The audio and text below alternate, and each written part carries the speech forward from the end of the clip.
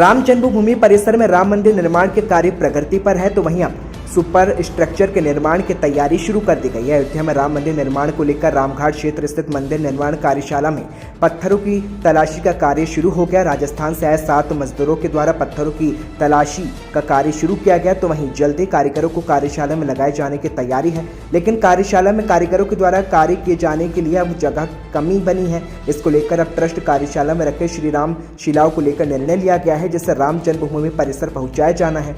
इस दौरान देश की नहीं विदेशों से मंदिर निर्माण के लिए राम भक्तों के द्वारा भेजी गई श्री राम की शिलाएं 3 दशक बाद राम मंदिर परिसर ले जाने का काम श्री राम जन्मभूमि तीर्थ ट्रस्ट ने शुरू कर दिया है। अभी तक ये शिलाएं मंदिर निर्माण न्याय कार्यशाला में श्रद्धालु के दर्शनार्थ रखी गई थी और जगह जगह सारी शिलाएं अलग अलग ढांचे में ढली है। विश्व हिंदू परिषद के प्रांतीय मीडिया प्रभारी शरद शर्मा ने बताया कि 2 दिनों से 30 ट्रॉली में लगभग 30,000 शिलाएं परिसर पहुंची है और अन्य भी ले जाने का क्रम जारी है। अब राम मंदिर ट्रस्ट मंदिर तय करेगा कि इन्हें परिसर में कहां समायोजित किया जाए। उन्होंने बताया कि 1989 में पूरे देश भर में बीएचपी में मंदिर निर्माण के लिए शिला पूजन का आयोजन किया था। खबर यूपी के पीलीभीत से है, जहां पीलीभीत के बरखेड़ा विकासखंड में भ्रष्टाचार रुकने का नाम नहीं ले रहा। ग्राम पंचायत अधिकारी देखिए सरकारी पैसे का किस तरह से बंटर बांट कर रहे हैं। वहीं ग्राम पंचायत अधिकारी अपने ही कार्यालय में बैठकर बातचीत का एक वीडियो सोशल मीडिया पर वायरल हुआ, जिसमें ग्राम पंचायत अधिकारी लाल बहादुर मौर्य एक प्रधान के साथ बात करते वीडियो वायरल हुआ है, जिसमें प्रधान सचिव से कह रहे हैं कि मैंने आपको 20,000 दिए। इसमें सचिव कह रहे हैं कि वे लाइट के नहीं हैं, जिसमें प्रधान कह रहे हैं कि चाहे लाइट के समझो या फिर काम के। प्रधान लाइट में 10% कमीशन देने की बात तो सचिव से कह रहे हैं, जिसमें सचिव साहब आधा 50-50 की बात करते हुए वीडियो वायरल हुआ। आगे देखना ये है कि इस भ्रष्ट सचिव के खिलाफ क्या कोई कानूनी कार्रवाई होती है या नहीं, या फिर इसी तरह भ्रष्टाचार का खेल खेला जाता रहेगा। नैनीताल में 1 माह का वेतन और एरियल की मांग को लेकर नगर पालिका नैनीताल के पर्यावरण मित्रों के द्वारा मंगलवार को नगर पालिका प्रांगण में 2 दिन लगातार वेतन और बिना कटौती के एरियल की 2 मांगों को लेकर नगर पालिका के कर्मचारियों ने बताया कि बीते 3 माह से कर्मचारियों को वेतन नहीं मिला, जिसके बाद पालिका के द्वारा जनवरी-फरवरी का माह वेतन दिया गया, जबकि दिसंबर माह का वेतन रोक दिया गया। तो वहीं संविदा कर्मचारियों का भी वेतन नहीं मिल पाया है और सेवानिवृत्त कर्मचारियों को पेंशन भी नहीं मिली, जिसके चलते कर्मचारियों पेंशन धारकों के परिजनों को काफी दिक्कतों का सामना करना पड़ रहा है। उन्होंने कहा कि अगर जल्द वेतन नहीं दिया गया तो वे लोग एक बार फिर से कार्य बहिष्कार को मजबूर होंगे। वहीं अध्यक्ष धर्मेश प्रसाद ने बताया कि नगर पालिका कर्मचारियों की कोई सुध नहीं ले रहा। कर्मचारियों के परिजन रोटी का संकट मंडरा रहे हैं और बच्चों की स्कूल फीस भी जमा करानी है और ऐसे में बच्चों के भविष्य की चिंता को लेकर खतरा मंडराने लगा है। कर्मचारियों से 3 गुना काम किया जा रहा है, लेकिन वेतन नहीं दिया जा रहा। को दिया है, आउटसोर्स का भी अंदर दिया और अभी बिल मंगवा रखे हैं। आज उनको जो है उनका भी वेतन हम दे करके उनको भी कर्मचारी अभी इंतजार में आपके किसके कर्मचारियों का जो है हम पूरा अभी जनवरी का फरवरी का वेतन के लिए हम यहाँ से दे देंगे, क्योंकि वो अल्प वेतन हो गई है तो उनके लिए हम पूरा प्रयास कर रहे हैं। तो हम उनको दे देंगे जो शासन से पैसा आया था जनवरी फरवरी मार्च का, तो जनवरी फरवरी का हमने वेतन जो है बना करके दे दिया है। और अब ये दिसंबर में जो हमारा वेतन जो है हमारा वेतन देने की बात कर रहे थे, ये था उसमें भी देखते हैं अब कितना पैसा है। नवंबर क्या जो हमारा फंड हमारे पास जो अवेलेबल था, तो हमारा जो वेतन पार्ट था वो हमने दे दिया था। बाकी हमारा जो बोर्ड फंड की वसूली के ऊपर जो है उसके हिसाब से देने का कर्मचारी जो पार्ट होता है, जो कटौती की होती है, कटौती करके मतलब जिस फंड अवेलेबिलिटी ना होने के कारण जो है वेतन का पार्ट सबको दे दिया गया था। ये था कि जब हमारा की बात आगे यहाँ पर हमने प्रयास करके शासन से जो है पैसा जो है 3 महीने का दिया, वो भी उन्होंने जनवरी फरवरी का उसमें उल्लेख भी किया है शासनादेश में कि ये पैसा आपको जनवरी फरवरी मार्च के वेतन के लिए दिया जा रहा है। तो इसलिए प्रदेश में उसी के फंड हो जाएगा, उसके दिसंबर में इसको मीट आउट करने की कोशिश करेंगे। जनपद में देर रात थाना कैंट कोतवाली नगर पुलिस और क्राइम ब्रांच के स्वाट टीम ने 3 शातिर अंतर जनपदीय बदमाशों के बीच मुठभेड़ हुई। यहां मुठभेड़ थाना कैंट के हासापुर गांव के पास हुई, जिसमें बदमाश के पैर में गोली लगी और वो घायल हो गया। पुलिस ने तीनों को गिरफ्तार कर लिया। इन बदमाश के पास से कुल 7 मोबाइल, 1 पिस्टल, 2 तमंचा, कई कारतूस और 9,000 से ज्यादा की नकदी के साथ एक मारुति स्विफ्ट कार भी बरामद की गई। साथ ही साथ अयोध्या में मंगलवार की देर रात पुलिस और बदमाशों में मुठभेड़ हुई और इस दौरान बदमाश पंकज निषाद, अजय यादव और अखिलेश पासवान को गिरफ्तार कर लिया गया। तीनों बदमाश के पैर में गोली लगी। इन बदमाशों की तलाश में तमंचा, मोबाइल, नकदी, कारतूस बरामद किया गया।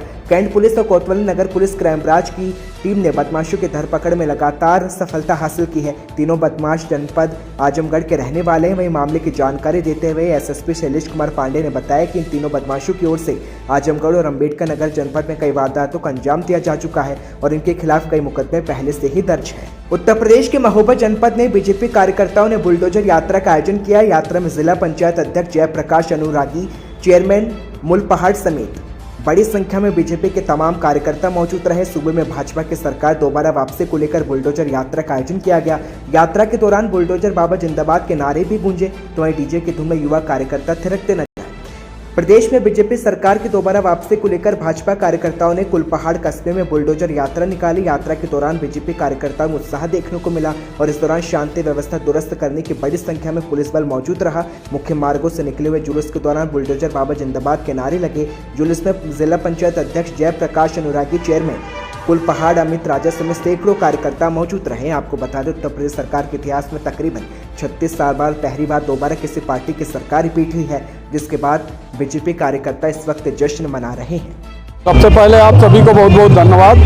आज जो बुलडोजर जुलूस निकाला जा रहा है, आप जान रहे हैं बुलडोजर की एक पहचान 2017 के बाद की जो सरकार हमारी माननीय महाराज योगी आदित्यनाथ जी के नेतृत्व में जब से ये प्रदेश की सरकार बनी है, अच्छे अच्छे गुंडे माफिया, चाहे वो मुख्तारी हो, चाहे अतीक अहमद हो, चाहे आजम खान हो, इन सब की बुलडोजर के द्वारा जो अवैध कब्जे किए गए थे उनको बुलडोजर से ढहाया गया और इसके बाद वहां पर गरीब लोगों के आवास बनाने का एक जो सुदृढ़ काम किया गया वह सिर्फ इसी सरकार में संभव है। यह एक सांकेतिक रूप से बुलडोजर यात्रा इस आशय से निकाली गई है कि आप सब जनता, जो हमारी यूपी के जनता जनार्दन है, जो हमारी यूपी के लोग हैं, वो सचेत रहें और सुरक्षित रहें। और इसलिए यदि कोई गुंडाई करेगा तो उन सभी के यहाँ ये बुलडोजर चलाया जाएगा।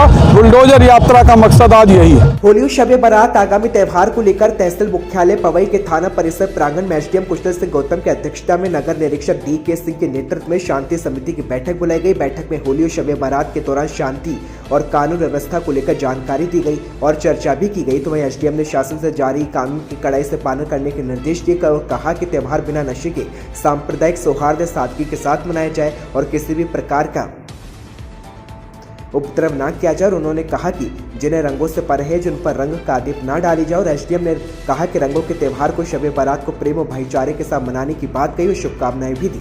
वहीं इस मौके पर एसडीएम ने बताया कि होली प्रेम और रंगों का त्यौहार है, जिसे लोग प्रेम और भाईचारे के साथ मनाते हैं और इसी तरह दोनों त्यौहारों को नगर में प्रेम और भावना के साथ ही मनाया जाए, जिसको लेकर तमाम तरह के इंतजामों के लेकर बात भी की गई। और कहा गया कि मुस्लिम समुदाय के लोगों ने भी कहा कि त्यौहार साल भर में एक बार आता है, जिसे हम हिंदू मुस्लिम मिलकर सौहार्दपूर्ण तरीके से मनाएंगे और एक नई मिसाल भी कायम करेंगे, जिसको लेकर ये बैठक की गई, जिसमें तमाम अधिकारी मौजूद रहे। पूर्वी चंपारण जिले में स्थानीय प्राधिकार का चुनाव दिलचस्प होने की संभावना बढ़ गई है। जिले में विधान परिषद के चुनाव को लेकर नामांकन कर चुके 3 दिग्गजों के बीच वार्ड सदस्य संघ ने ताला ठोकना शुरू कर दिया है और वार्ड सदस्य महासंघ ने जिलाध्यक्ष उदय जायसवाल को विधान परिषद चुनाव में अपना उम्मीदवार घोषित किया है। उदय जायसवाल ने मंगलवार को डीएम कार्यालय में जिला निर्वाचन पदाधिकारी के समक्ष नामांकन किया।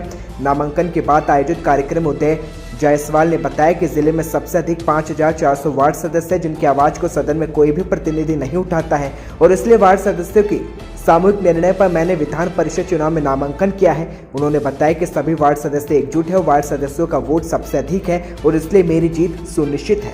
बिहार प्रदेश वार्ड सदस्य महासंघ ने अपनी ताकत का एहसास कराने के लिए 7 सीटों पर अपने प्रत्याशी को चुनाव मैदान में उतारा है। वार्ड महासंघ ने राज्य के मुंगेर, दरभंगा, सीतामढ़ी, कटिहार, मधेपुरा, पूर्वी चंपारण और रोहतास में अपना प्रत्याशी खड़ा किया है। वार्ड सदस्य महासंघ की ओर से पूर्वी चंपारण से एमएलसी के प्रत्याशी हुए हैं उदय जायसवाल जी। हम लोगों ने पटना में इसकी घोषणा की है और आज यहाँ मैं पूर्वी चंपारण की धरती पर आया हूँ, गांधी जी की कर्मभूमि में। यहाँ के 5400 वार्ड सदस्यों से ये अपील करने के लिए कि जो आपके प्रत्याशी बने हैं, इनको विजयी बनाकर बिहार विधान परिषद में भेजेंगे और ये जब वहाँ जाएंगे तो हमारे बिहार के जितने भी 1,14,000 वार्ड सदस्य हैं, उनकी आवाज़ को वहाँ रखने का काम करेंगे।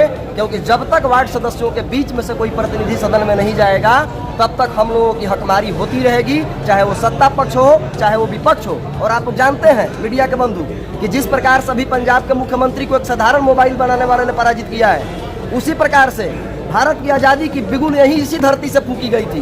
और इसी धरती से जो अभी आपके वर्तमान महारथी एमएलसी के प्रत्याशी हैं, उनको ये उदय जायसवाल हराने जा रहे हैं। हम फिर आप लोगों से बात करेंगे चुनाव।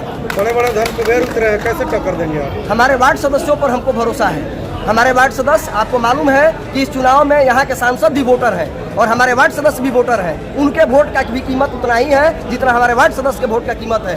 बाबा साहब ने तो यही एक बड़ी व्यवस्था दी कि जितना एक मेहतरानी का वोट का कीमत उतना ही एक महारानी के वोट का कीमत। और ये वोट के कीमत का एहसास जगाने के लिए हम लोग आज ये सम्मेलन किए हैं। नामांकन हो रहा है, हमारे सदस्य मतदान करेंगे, हम लोग जीत के सदन में जाएंगे। क्या नाम हुआ? कृष्ण कुमार रंजन उर्फ रंजन बाबा, वार्ड सदस्य संघ चुनाव प्रभारी अभियान समिति अध्यक्ष, बिहार प्रदेश।